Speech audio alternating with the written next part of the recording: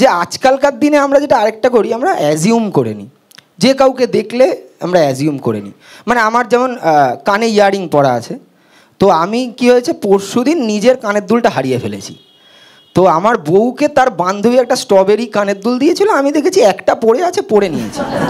তো সেইটা দেখে আমার অফিসের লোক প্রথম বলেছে, তুই কি আস্তে আস্তে মেয়ে হয়ে যাচ্ছিস, মানে হাফ মেয়ে হাফ ছেলে। তো আমি বললাম কেন, আমি বুঝতে পারিনি।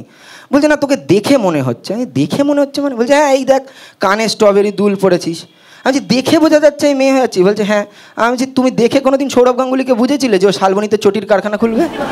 দেখে এভাবে বোঝা যায় কাউকে? মানে দেখে যদি সব বোঝা যেত তাহলে তো হয়ে যেত। মানে আমি ওই বন্ধুটাকে উদাহরণ দিলাম, এই যে দেখ আমি একটা গেঞ্জি পরে, আজকেও আমি শো করছি গেঞ্জি পরে। এবার এইটা দেখে যদি কেউ ভেবে নেয় যে আমি পার্টিকুলারলি কোনো রাজনৈতিক দলের প্রতি বিদ্বেষ, সেটা তো ভুল হবে। আমি ওকে বুঝিয়ে বললাম যে দেখ আমি এরম নয় কিন্তু যে এদের প্রতি শুধু বিদ্বেষ। আমি এখনও বিশ্বাস করি ভারতবর্ষ তথা বাংলায় যদি সবচেয়ে বেশি কেউ লুটপাট চুরি ছিনতাই করে থাকে সেটা হচ্ছে ইস্ট ইন্ডিয়া কোম্পানি, দ্বিতীয়তে কালীঘাটান কোম্পানি। আমি মার্কসই দিয়েছি ভাই। দেখে ওইভাবে কোনো দিন কিছুতে বোঝা যায় না কে কি।